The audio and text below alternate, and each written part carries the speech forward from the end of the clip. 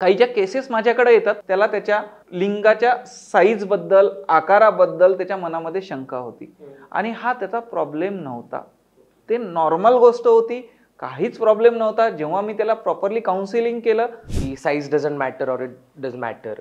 माझ्या हिशोबानं ही शंका असणाऱ्या 99% लोकांना हा चुकीचा गैरसमज असतो. लैंगिक समस्या या फक्त शारीरिक स्वरूपाच्या असतात की त्या मानसिकही असतात? पण बेडवर झालेला इन्सिडन्स आम्ही विसरत नाही. बरेचदा प्रॉपर सेक्शुअल काउन्सिलिंग झालेलं नसते किंवा सेक्स एज्युकेशन नसते. त्याच्यामुळे काय होते ना, तो इन्सिडन्स विसरण्यासाठी जो आम्हाला पार्टनरचा सपोर्ट पाहिजे तो आम्हाला मिळत नाही. लैंगिक समस्या ही वयानुसार आपोआप बरी होते की त्याला काही वेळ द्यावा लागतो? हा चुकीचा खूप मोठा गैरसमज आहे. अशा कोणत्या शारीरिक समस्या आहेत ज्यांचा परिणाम लैंगिक आजारांवरती देखील होतो? बघा कसं आहे ना, शुगरचा प्रॉब्लेम, ज्यांना बीपीचा त्रास आहे, कोलेस्ट्रॉल वाढलेला आहे, लिंगाला रक्तपुरवठा होत नाही, त्याचे सेक्शुअल डिझायर्स हे पॉर्नोग्राफीतून आलेले असतात, त्यामुळे ते बरेचदा हार्श असतात, हार्ड असतात, त्यामुळे एका पार्टनरला प्रॉब्लेमही होऊ शकतो. तर अशा काही केसेस तुमच्याकडे आल्या आहेत का? लोकांची काय झालेली आहे ना, एक्सपेक्टेशन त्याच्यातून खूप वाढलेले आहे. शेवटी नातं आहे. नमस्कार प्रेक्षक हो, अनसीन मराठीच्या या नव्या कोऱ्या पॉडकास्टमध्ये मी मयूर तुम्हा सर्वांचं मनपूर्वक स्वागत करतो. मित्रांनो, आजचा विषय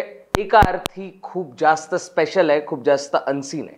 कारण एक असा विषय ज्यामध्ये समाजाबद्दल अजून सुद्धा इतकं नाही बोललं जात, पण त्या विषयाचं महत्त्व हे खूप जास्त आहे. असा विषय ज्याला बोलण्यासाठी आजवर आपला समाज इतका तत्पर नाहीये.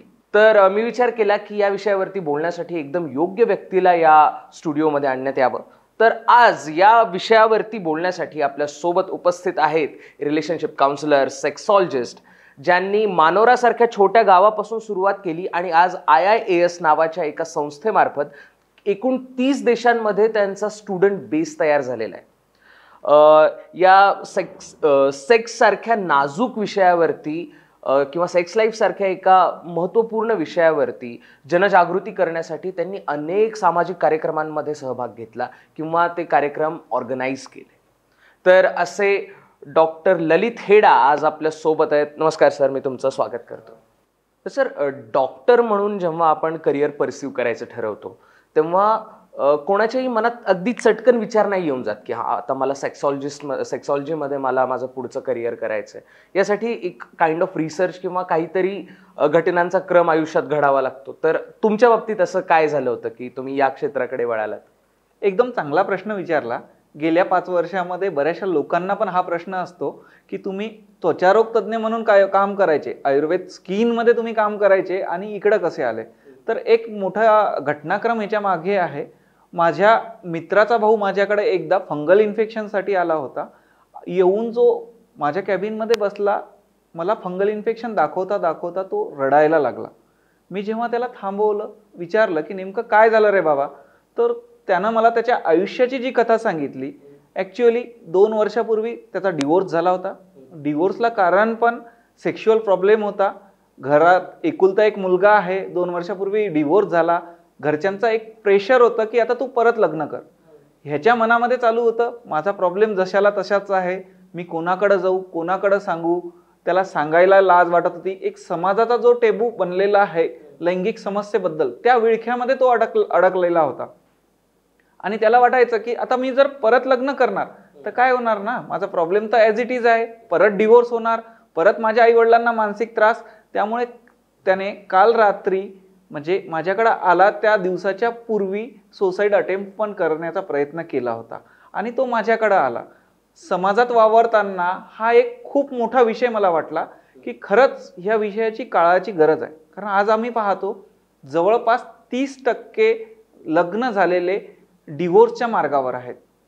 आणि जर आम्हाला कुटुंब व्यवस्था टिकवायची आहे, म्हणजे भारत देश ज्या गोष्टीला ओळखला जातो कुटुंब व्यवस्थेला, ती जर गोष्ट टिकवायची आहे तर खरंच आज एक रिलेशनशिप काउन्सिलर, नाते टिकवणारा डॉक्टर, लैंगिक समस्येवर काम करणाऱ्या डॉक्टरांची, लैंगिक समस्येवर खुलेआम येऊन बोलणाऱ्या डॉक्टरांची गरज आहे असं मला वाटलं. आणि त्या दिवसापासून मी या गोष्टीकडे जास्त लक्ष द्यायला लागलो आणि सेक्सॉलॉजी प्रॅक्टिस ही मी एक मोठ्या प्रमाणावर त्या दिवसापासून करायला लागलो. खूपच इन्स्पिरेशनल स्टोरी आहे की आज प्रॅक्टिसमध्ये काय होतं ना, आम्ही दर आठवड्याला बघतो की कुठल्या ना कुठल्या कारणानं एक सुसायडल अटेम्प्ट, घरगुती भांडण किंवा हे काहीतरी होऊन लोक आमच्याकडे येतात. लोकांना एक जागा मिळत नाही आहे की खरंच आम्ही कुठं जायला पाहिजे, कुठं बोलायला पाहिजे, कुठून सल्ला घ्यायला पाहिजे. स्टील आजही या गोष्टीबद्दल टॅबू यासाठी की या गोष्टीबद्दल जर का कुठे चार चौकात बोलणं झालं किंवा होऊ लागलं तर लगेच तो विषय थांबवला जातो. किंवा मोठा प्रश्न हा की मी जर का एखाद्या सेक्सॉलॉजिस्टकडे गेलो तर लोक काय म्हणतील, ही एक समस्या बरेच पेशंट्स आपल्या मनामध्ये घेऊन चालत असतात. तर त्यांच्यासाठी तुम्ही काय सांगाल? एकदम बरोबर आहे. काय ना, जेव्हाही त्याला सेक्शुअल प्रॉब्लेम तयार होतो पहिल्यांदा त्याच्या मनामध्ये हाच प्रश्न तयार होतो. पण मला एक सांगा, जर तुम्हाला हृदयाचा त्रास झाला, हार्ट स्पेशलिस्टकडे जातो आपण, मुतखड्याचा त्रास झाला तर त्यांच्याकडे जातो. सिंपल तीच गोष्ट आहे. दुसरी गोष्ट मी एक सांगतो की आमच्या व्यवसायाचं स्लोगनच आम्ही ठेवलेलं आहे की तुमची गोपनीयता हीच आमची प्राथमिकता आहे. तर आम्ही तुमची गोपनीयता कायम मेंटेन करतो आणि लोकांनी पटकन प्रॉब्लेम झाल्यानंतरच येणं गरजेचं आहे. मनामध्ये हेजिटेट करून तो प्रॉब्लेम सुटणार नाही आहे, तर तो आणखी वाढणार आहे. आता तुम्ही ट्रीटमेंट बद्दल बोललात आणि पेशंट्सच्या मेंटॅलिटी बद्दल आता आपण बोललो. पण जर का फील्ड वाईज बोलायचं झालं तर सेक्सॉलॉजिस्ट नक्की काम काय करतात, एक क्षेत्राविषयी अशी थोडीशी माहिती मिळेल का? बरोबर. कारण की बऱ्याचशा लोकांना वाटतं की सेक्सॉलॉजिस्ट काय करतात. काही ज्या केसेस माझ्याकडे येतात, 2-3 केसेस मी तुम्हाला सांगतो, त्याच्यामध्ये आपल्याला लक्षात येईल की आपण काम काय करतो. तर 8 दिवसापूर्वीच एका गृहस्थांचा मला फोन आला की 36 वर्षाचा माझा मुलगा आहे, 10 वर्षापासून आम्ही त्याला तयार करतोय की तू लग्न कर, लग्न कर. आणि आता असं होत आहे की लग्न कर म्हटलं की तो 8-10 दिवस घर सोडून चालला जातो. आम्ही त्याला हातपाय जोडतो, परत घरी आणतो, वातावरण स्टेबल होते, परत लग्न करायला सांगतो, तो असा करतो. जेव्हा दुसऱ्या दिवशी ते माझ्याकडे घेऊन आले, प्रॉब्लेम एकदम सिंपल होता. त्याला त्याच्या लिंगाच्या साईज बद्दल, आकाराबद्दल त्याच्या मनामध्ये शंका होती आणि हा त्याचा प्रॉब्लेम नव्हता. ते नॉर्मल गोष्ट होती, काहीच प्रॉब्लेम नव्हता. जेव्हा मी त्याला प्रॉपरली काउन्सिलिंग केलं, तो लग्नाला तयार झाला. तर या पद्धतीनं बऱ्याचशा लोकांमध्ये लग्नाच्या पूर्वी प्रॉब्लेम असतात. 4 महिन्यापूर्वी माझ्याकडे एक जोडपं आलं. 5 वर्ष लग्न झालेलं होतं. सुरुवातीला सगळं व्यवस्थित होतं. त्यांच्यामध्ये प्रेमही होतं, पण जिव्हाळा संपायला लागला होता. हळूहळू त्यांच्यामध्ये स्पेस वाढायला लागला होता. स्पेस वाढण्याचं कारण होतं सेक्शुअल प्रॉब्लेम, लैंगिक समस्या त्यांना होती. पण कोणाकडे जायचं, काय बोलायचं, कसं बोलायचं, त्यांना लाज वाटत होती. ते माझ्याकडे आले. आम्ही प्रॉपरली त्यांचा सगळा विचार ऐकून घेतला, प्रॉपरली काउन्सिलिंग झालं, आयुर्वेद मेडिसिन सोबत चालू केली, रिलेशनशिप काउन्सिलिंग चालू केली आणि काय तर 7-8 आठवड्यामध्ये ते एकमेकांच्या हातात हात टाकून परत सुस्थितीत आले. तर लग्नानंतरही बरेचदा प्रॉब्लेम तयार होतात. ते सेक्शुअल प्रॉब्लेम राहू शकतात, नात्यातले प्रॉब्लेम राहू शकतात. तर सेक्सॉलॉजिस्टचं एक काम म्हणजे काय, तर लग्नाच्या पूर्वी तुमच्यामध्ये काही प्रॉब्लेम येत असेल, आजच्या काळात आपण त्याला प्री मॅरेज काउन्सिलिंग म्हणतो. लग्नानंतर जर नात्यात काही प्रॉब्लेम येत असेल त्याला पोस्ट मॅरेज काउन्सिलिंग म्हणतो. सोबतच काही जर लैंगिक समस्या असेल, जसं शीघ्रपतन, इरेक्टाईल डिस्फंक्शन, नपुंसकता, या स्वरूपाचे जर काही प्रॉब्लेम असेल तर ह्या सगळ्या गोष्टी एक सेक्सॉलॉजिस्ट पाहत असतो. तुम्ही आता पहिलं उदाहरण दिलं की एक व्यक्ती त्याच्या साईजला घेऊन थोडासा अनकम्फर्टेबल किंवा अँक्शियस होता. तर ही खरंच प्रॉब्लेम आहे की तो एक फक्त समज आहे? माझ्या हिशोबानं ही शंका असणाऱ्या 99% लोकांना हा चुकीचा गैरसमज असतो. काही छोट्या 1-2 गोष्टी असतात ज्या खूप कमी लोकांना आढळतात. म्हणजे 10-15 हजार लोकांमध्ये एखादा पेशंट असतो की ज्याला मायक्रोपेनिस आहे किंवा हे आहे. पण चुकीचे गैरसमज असतात. प्रॉपरली सेक्स एज्युकेशन झालेलं नसते, म्हणून त्यांना तो प्रॉब्लेम मोठा वाटतो. पण दुसरा भाग काय होतो ना, जिथे आम्ही सर्च करतो त्याचं सोल्युशन, तिथे प्रॉपर सोल्युशन आम्हाला मिळत नाही.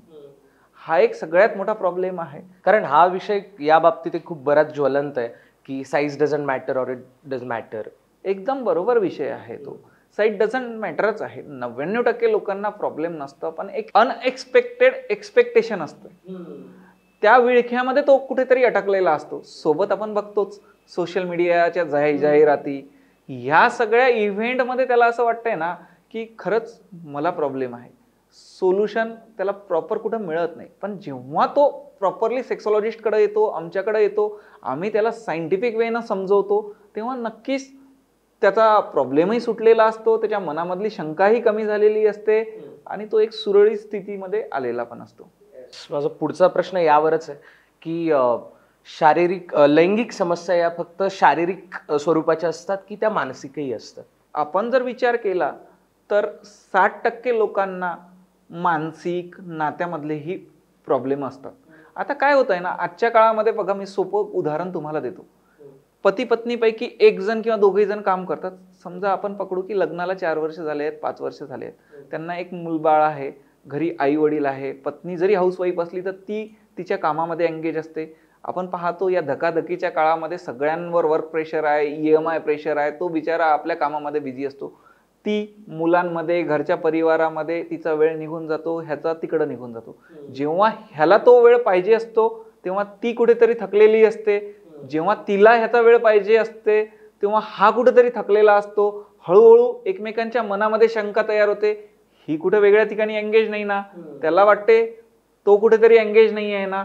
हळूहळू दुरावा वाढतो आणि हे नात्यातला दुरावा घटस्फोटापर्यंत कसा जातो हा बरेचदा लक्षातच येतो. यामध्ये काय आहे ना, एक आणखी उदाहरण जर मी तुम्हाला द्यायचं झालं तर एक सोपा, सपोज एखादा मेकॅनिक आहे, दिवसभर काम करून घरी आला, त्यानं जेवण करायला सुरुवात केली, त्याला खूप भूक लागलेली होती, त्याला एखाद्याचा फोन आला. समजा तो ऑटोमोबाईलवाला आहे की तू यार आज 5,000 रुपये माझ्याकडनं घेतले आणि माझी गाडी जशाला तशी आहे. काय होतंय ना, त्याचं अर्ध जेवण होत नाही.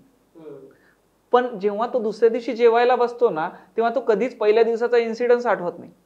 पण सेक्शुअल प्रॉब्लेम मध्ये नेमकं उलट आहे.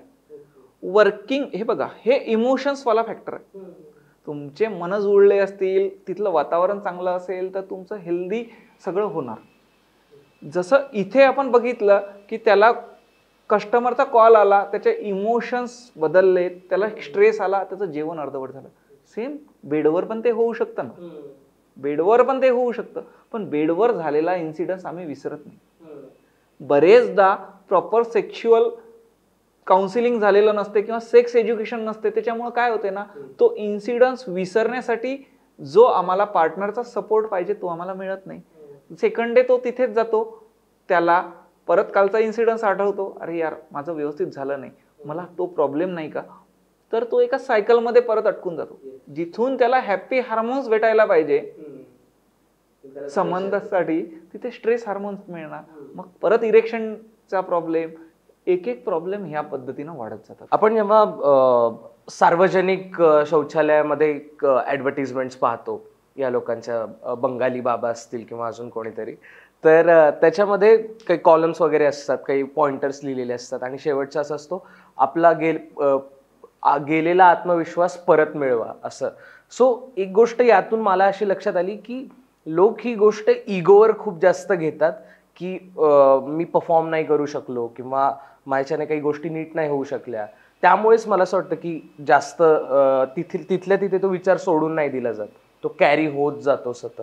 एकदम बरोबर आहे. लोकांना काय वाटतंय ना की जर आम्ही बेडवर चांगला परफॉर्मन्स करत असेल तरच आम्ही ताकदवान आहे.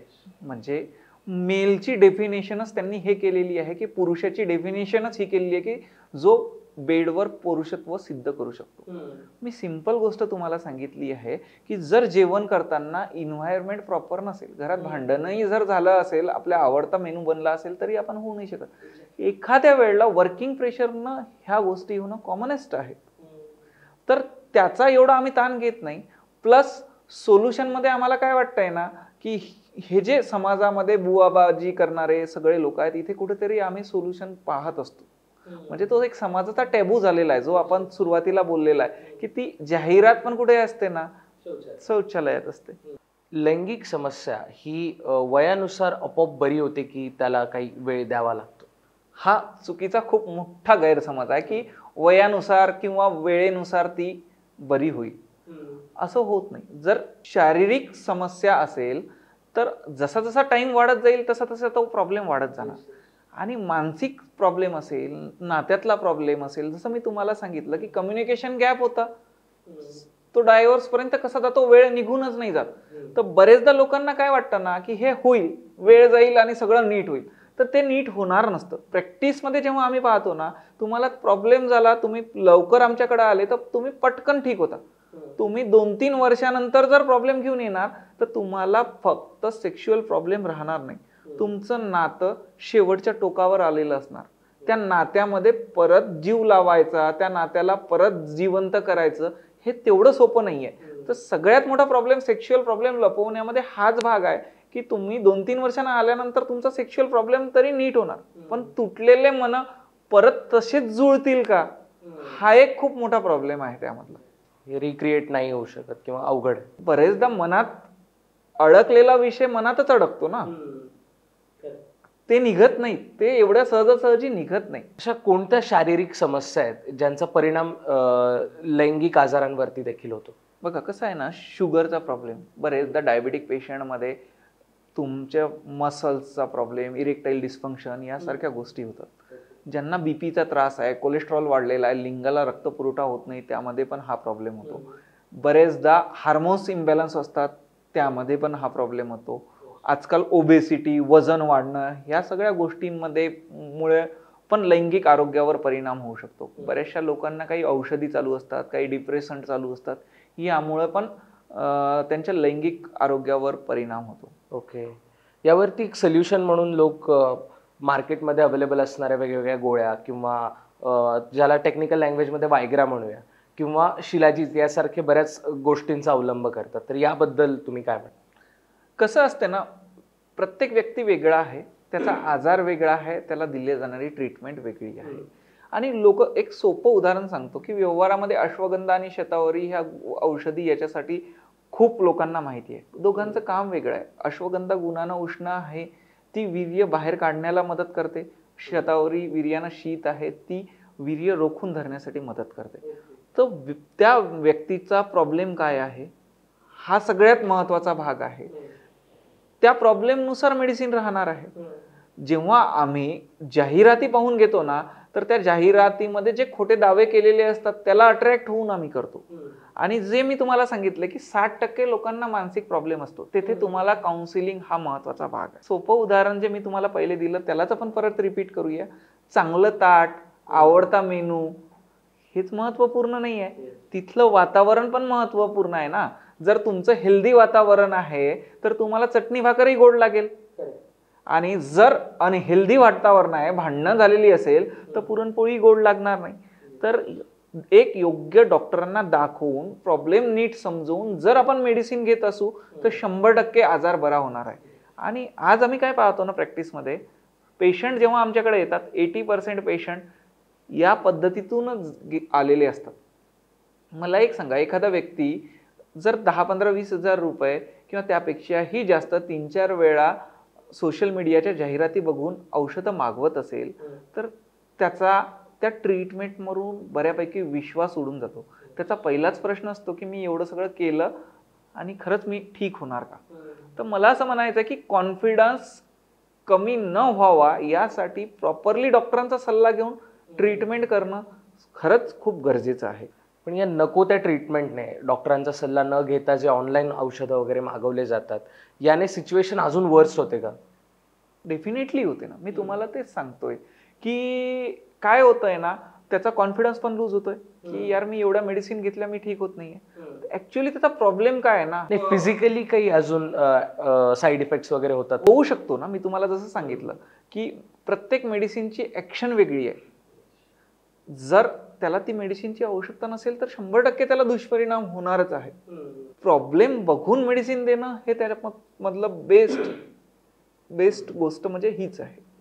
त्याच्यामुळे प्रॉब्लेम वाढू शकतात. जे ऑनलाईन मेडिसिन ते बोलवतात ना, त्यामध्ये त्यांना प्रॉब्लेम वाढूच शकतो.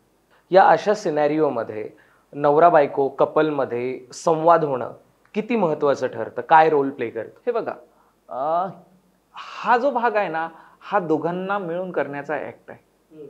त्यामुळे दोघंही जण चांगल्या सुस्थितीत, चांगल्या मेंटॅलिटीत असणं खूप गरजेचं आहे. आणि संवाद हा एक त्यामधला मेन दुवा आहे की जे तुमचं नातं टिकवतं. आम्ही जे पहिले उदाहरण पाहिलं तिथे काय झालं ना, संवादच कमी झाला आणि दुरावा नात्यातला वाढत गेला. तर संवाद हाच एक महत्वाचा भाग आहे. जनरली इरेक्शन कसं होते हे जर आम्ही बघितलं तर काय होतं ना, जेव्हा आम्ही फोर प्ले मधल्या ऍक्टिव्हिटी करतो तेव्हा हॅपी हार्मोन्स बाहेर येतात, ते सिग्नल पाठवतात, लिंगाकडचा रक्तपुरवठा वाढतो. बरोबर आहे. जर हॅपी हार्मोन्स बाहेर यायचे असेल तर सुरुवातच तुम्हाला संवादापासून करायची आहे. त्यामुळं संवाद संपला की नातं तुटलं.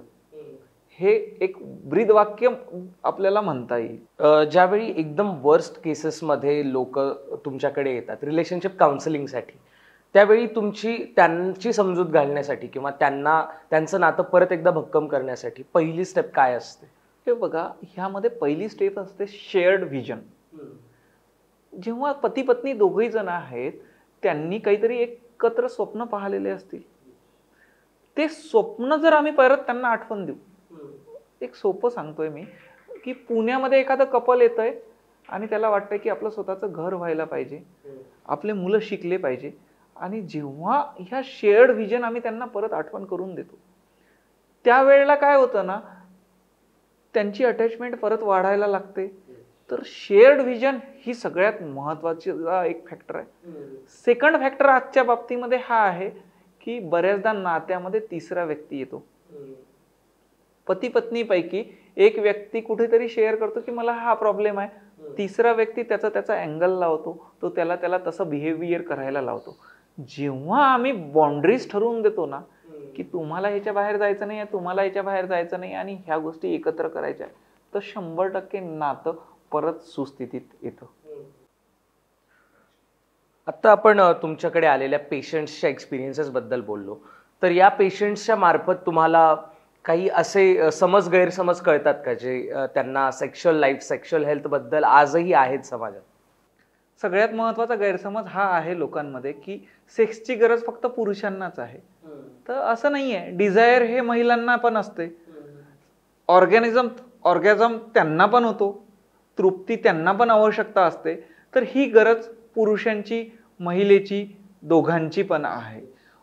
बरेचदा लोकांना असं वाटतंय ना की सेक्स हे फक्त प्रजननासाठीच आहे का, पुढची पिढी निर्माण करण्यासाठीच आहे का? असं नाहीये. हा एक आनंद आहे. समाजामध्ये हा पण एक चुकीचा गैरसमज आहे की चार चौकांमध्ये हा बोलण्याचा विषय नाही. पण आम्ही जर आमची जुनी संस्कृती पाहू, खजुराहो सारखं मंदिर की जिथे सगळ्या गोष्टी दिलेल्या आहेत, बरेचसे मंदिर आम्ही पाहू की तिथे ह्या सगळ्या गोष्टी दिलेल्या आहेत. म्हणजे जुन्या काळामध्ये पण ओपनली बोलल्या जायचं.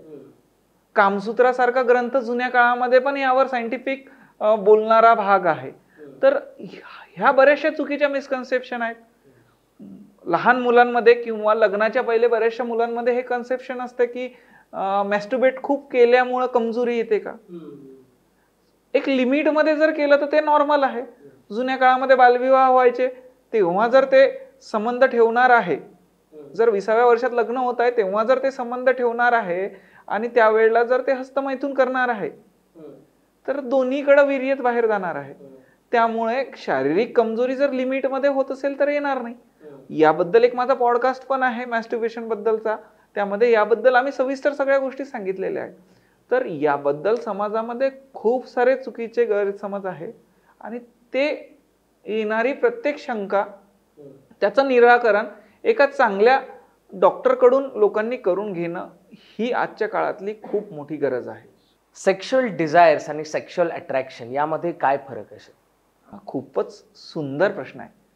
सेक्शुअल डिझायर म्हणजे आपल्याला आतून तयार होणारी इच्छा, आणि सेक्शुअल अट्रॅक्शन म्हणजे एखाद्याला पाहून होणारी इच्छा.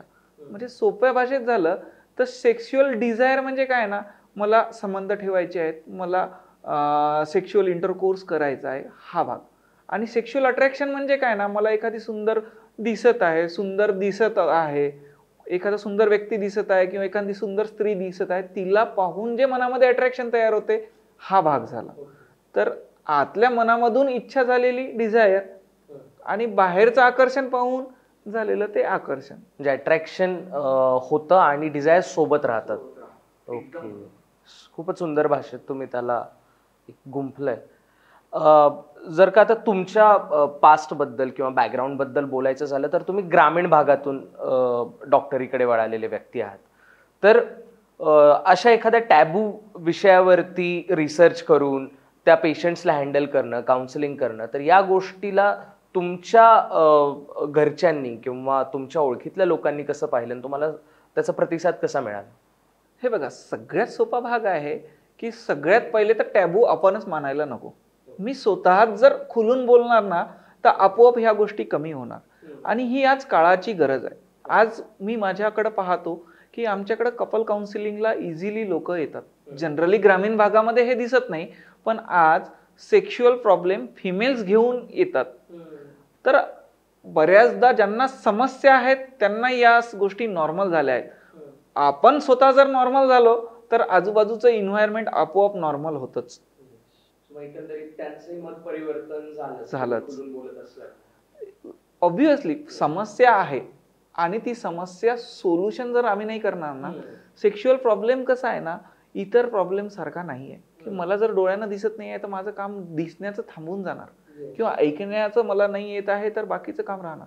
इथे काय आहे ना, तुमचा जर प्रॉब्लेम असेल तर तो तुमच्या कॉन्फिडन्सशी जोडलेला आहे, तुमच्या डेली रुटीनशी जोडलेला आहे. त्याचा मानसिक ताणतणाव तुमच्या प्रत्येक ऍक्टिव्हिटीमध्ये येणार आहे. तर हा प्रॉब्लेम सगळ्यात मेन आहे. त्यामुळं लोकांना तो प्रॉब्लेम आहे ते डिस्कस करायला तयार आहेत. तुम्ही ओपनली येऊन किती चांगल्या पद्धतीनं त्यांना समजून सांगू शकता, हीच समाजाला गरज आहे.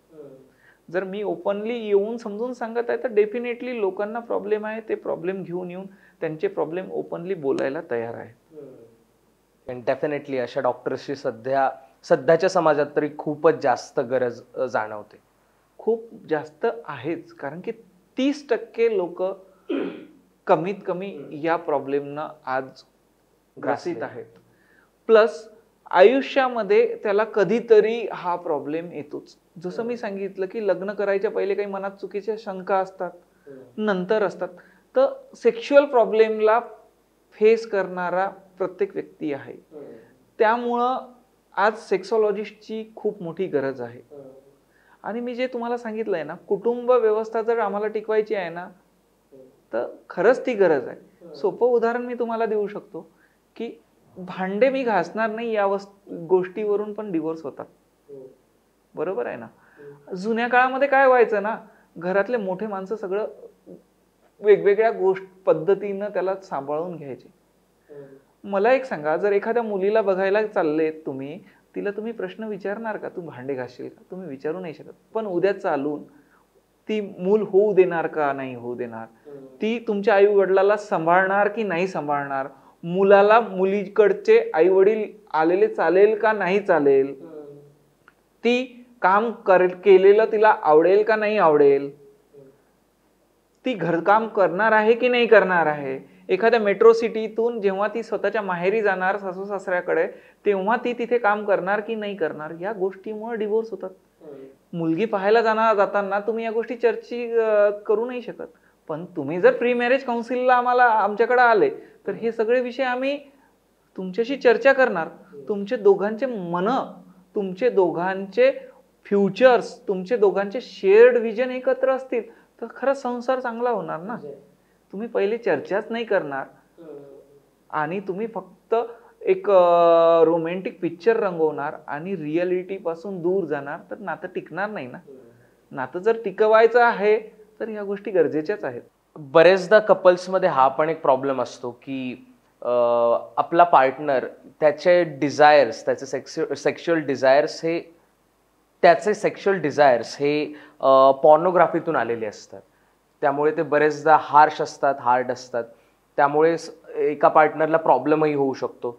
तर अशा काही केसेस तुमच्याकडे आल्या आहेत का पाहण्यासाठी? बऱ्याचदा ह्या गोष्टी होतात, पण ह्या गोष्टी प्रॉपर काउन्सिलिंग मधून सॉल्व्ह पण होतात. बरेचदा ह्या गोष्टी ह्याच्यामुळे पण होतात की आज काय झालं ना, इझिली अवेलेबल झालं. म्हणजे तुम्ही एआयचा जो जमाना आहे ना, हा खरंच घातक आहे की तुम्ही जे कंटेंट सर्च करणार ते कंटेंट तुम्हाला जिथेही ज्या प्लॅटफॉर्मला तुम्ही आहे तिथे दिसणार. म्हणजे फेसबुकला तुम्ही ते कंटेंट सर्च करणार, तुम्ही इंस्टाग्रामला शिफ्ट झाले तिथेही तेच दिसणार, युट्यूबला पण तेच दिसणार. आणि लोकांची काय झालेली आहे ना, एक्सपेक्टेशन त्याच्यातून खूप वाढलेले आहे. शेवटी नातं आहे, दोघांना समजूतदारीनं समोर न्यायचं आहे. हा जो सुवर्ण मध्ये जर साधता आला तर खरंच आयुष्याचं सार्थक होणार आहे. आणि सुवर्ण मध्ये जर साधता नाही आला तर नुकसान होणारच आहे. या गोष्टी होतात. जर ते प्रॉपर वेळेत काउन्सिलिंगला आले, नातं फाटायच्या पहिले आले तर त्याचं सोल्युशन पण खूप साध्या सोप्या पद्धतीत मिळतं. पण तुमच्या डॉक्टरकीची पार्श्वभूमी ही आयुर्वेदाची आहे. तुम्ही आधी आयुर्वेदिक डॉक्टर होतात, त्यानंतर तुम्ही सायकॉलॉजीमध्ये मास्टरी केली आणि त्यानंतर तुम्ही सेक्सॉलॉजिस्ट झालात. तर आता या सगळ्यांचा एकंदरीत सांगड घालून तुमची ट्रीटमेंटचा ट्रेंड असतो का, किंवा काय फ्लो असतो तुमच्या ट्रीटमेंटचा? खूप चांगला प्रश्न तुम्ही घेतला आहे. आयुर्वेदामध्ये 8 अंग सांगितलेले आहेत. जसं शालाक्य म्हणजे ENT, काय चिकित्सा म्हणजे मेडिसिन, तसंच एक वाजीकरण भाग त्यांनी सांगितलेला आहे. जुन्या काळात काय व्हायचं ना, 15व्या-17व्या वर्षी लग्न व्हायचं, काही लोकांना 2-2, 3-3 बायका पण असायच्या, पण 70 वर्षापर्यंत त्यांचं सेक्शुअल लाईफ होतं. आणि आज आम्ही काय बघतोय ना, 35 वर्षानंतरच बेसिकली 30-40% लोकांना हा प्रॉब्लेम यायला लागला. तर वाजीकरण ट्रीटमेंट म्हणजे नेमकी काय होते ना, त्यांची सेक्शुअल लाईफ चांगली असायला पाहिजे, सेक्शुअल लाईफ हेल्दी असायला पाहिजे. यासाठी टॉनिक स्वरूपात ज्या मेडिसिन घ्यायच्या आहेत, जे करायचं आहे ते सगळं वाजीकरण ट्रीटमेंटमध्ये. म्हणजे आयुर्वेद शास्त्रानं हे ऑलरेडी सांगितलेलं आहे. प्रॅक्टिसमध्ये आम्ही काय बघतोय ना, 60% हे मानसिक प्रॉब्लेम आहे, रिलेशनशिपचे प्रॉब्लेम आहे, तिथे मला माझं सायकोलॉजी मदत करते. त्यामुळं आम्ही काय करतोय ना, सायकोलॉजीच्या थेरपीज, आयुर्वेद मेडिसिन, तर ह्या कंबाईन ट्रीटमेंटचा खूप चांगला संगम आम्ही एकत्र केला आहे आणि त्यामधून खूप चांगल्या पद्धतीनं पेशंटला रिझल्ट पण मिळत आहेत. तर आता एकंदरीत या प्रकारचे प्रॉब्लेम जे पार्टनर्स फेस करतायत किंवा जे व्यक्तींना लैंगिक समस्या उद्भवतात, तर अशा आणि जे लोक सेक्सॉलॉजिस्टकडे येण्यासाठी आजही घाबरतात, हा विषय टॅबू बनवून ठेवलेला आहे ज्यांनी मनात, त्यांच्यासाठी तुम्ही काय सल्ला द्याल? मी एकच वाक्यात एकच छोटा सल्ला देणार की जिथेही तुम्हाला सेक्स संबंधी काही प्रॉब्लेम आला, तुम्हाला शंका उपस्थित झाल्या की खरंच हे काय आहे, कसं आहे, किंवा मी जे विचार करतोय हे योग्य आहे की अयोग्य आहे, तिथे तुम्ही सेक्सॉलॉजिस्टकडे गेलं पाहिजे. आज सेक्सॉलॉजिस्ट तुमच्याकडे उपलब्ध आहेत. तुम्ही इतरत्र सर्च करत बसल्यापेक्षा, ऑनलाईन मेडिसिनच्या मागं लागल्यापेक्षा तुम्ही तो प्रॉब्लेम तात्काळ डॉक्टरांची चर्चा केली पाहिजे आणि तुमचं सोल्युशन करून घेतलं पाहिजे. तुम्ही सेक्सॉलॉजिस्टला जसं तुम्ही फॅमिली डॉक्टरशी चर्चा करता, तुम्हाला जर तुमचं नातं टिकवायचं आहे, घर चालवायचं आहे, वाढवायचं आहे, तर तुम्ही त्याला पण फॅमिली डॉक्टर सारखं पटकन बोललं पाहिजे, न लाजता न घाबरता.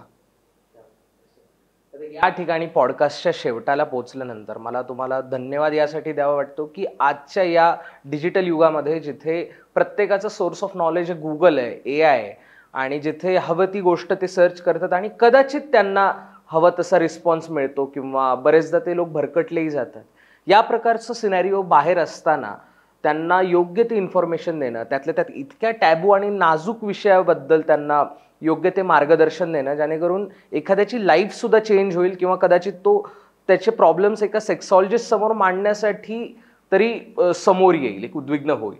तर यासाठी मी तुमचे खरंच खूप खूप आभार मानतो आमच्या सबस्क्रायबर्सच्या वतीने, अनसीन मराठीच्या वतीने, आणि तुम्ही इथे आलात, लोकांना योग्य ते मार्गदर्शन केलं, त्यासाठी खूप खूप धन्यवाद सर. आणि अशाच प्रकारच्या नवनवीन व्यक्तिमत्वांना भेटण्यासाठी, त्यांच्याकडून नॉलेज घेण्यासाठी, तुमचे मनातले प्रश्न दूर करण्यासाठी अनसीन मराठी या चॅनलला सबस्क्राईब करा. ही व्हिडिओ तुम्हाला आवडली असेल, थोडी जरी याची मदत तुम्हाला झाली असेल तर या व्हिडिओला लाईक करा आणि शेअर करा. धन्यवाद.